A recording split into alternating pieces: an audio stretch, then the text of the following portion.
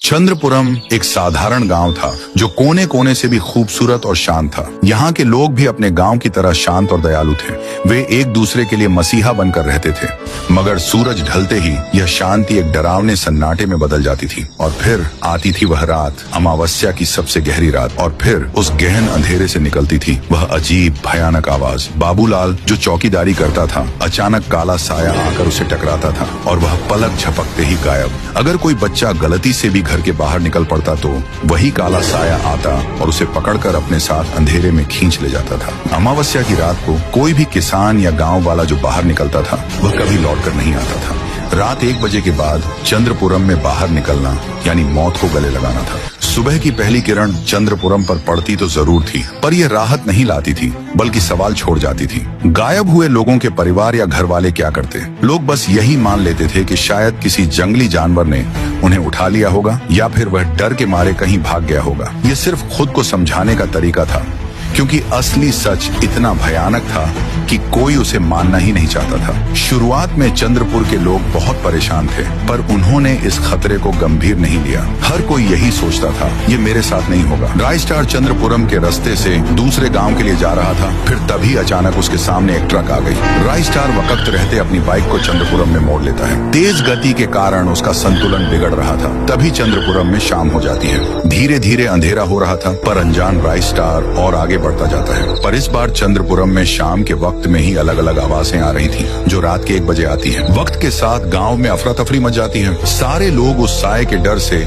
अपने अपने घर में अंदर घुस रहे थे। किसी का बदन थर थर कांप रहा था तो कोई पसीने से लथपथ था। पर फिर भी रायस्टार आगे बढ़ता जाता है। उसको काले साए के बारे में कुछ पता नहीं था। पल भर में इतनी शांति देखकर रायस्टार सोच में पड़ गया, इतनी जल्दी सब कहाँ गए? तभी एक आदमी उतर जाओ, जरा भी देर मत करो, और नीचे उतरा। वह आदमी बोला, अगर मरना नहीं है तो चलो मेरे साथ। रायस्टार बिना कोई सवाल किए उस आदमी के साथ दौड़ पड़ा। दोनों एक घर में घुसे और पुरानी खिड़की के पास रुक गए। रायस्टार कुछ समझ नहीं पा रहा था। उसने घबराए हुए आदमी से पूछा, तुम मुझे इतनी हड़बड़ी में यहाँ क्यों लाए? गांव में चल क्या रहा है? सब लोग कहाँ हैं? आदमी की आंखों में डर था। उसने कांपती आवाज में कहा, भाई ये गांव मौत का पिंजरा है। अमावस्या की रात जो भी बाहर निकलता है उसे एक काला साया उठा ले जाता है, इसलिए तुम्हें खींच लाया। सारे बाबा आए पर कोई फायदा नहीं हुआ। रायस्टार के रोंगटे खड़े हो गए। तभी बाहर से दबे पांव चलने की आवाज आई। 2 आदमी एक मरे हुए इंसान को कांधे पर लाद कर गांव के बाहर जा रहे थे। रायस्टार पेड़ के पीछे छिप गया। ये लोग लाश को कहाँ ले जा रहे हैं? उसने सोचा और उनका पीछा किया। वे दोनों एक खतरनाक जंगल में पहुंचे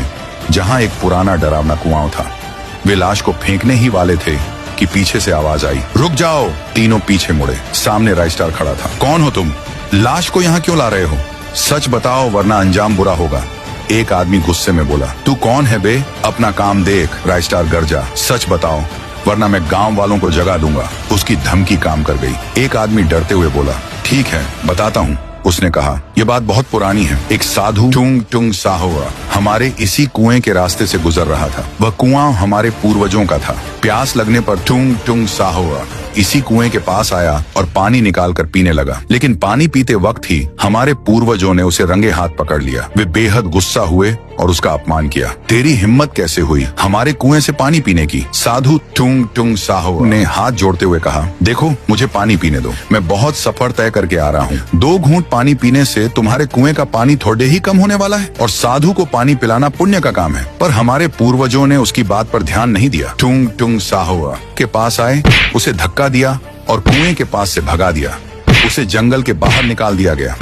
लेकिन जाते जाते टुंग टुंग साहोआ यह भयंकर शाप दे दिया, तुम्हारा यह कुआं कभी पानी नहीं मांगेगा, यह खून मांगेगा। और अगर इसे खून न मिला तो यह तुम्हारे खून का प्यासा हो जाएगा। पहले तो किसी ने उस साधु की बात को गंभीरता से नहीं लिया, लेकिन उसके कुछ ही दिन बाद हमारे गांव पर मुसीबतों का पहाड़ टूट पड़ा। खेत पूरी तरह से सूखने लगे।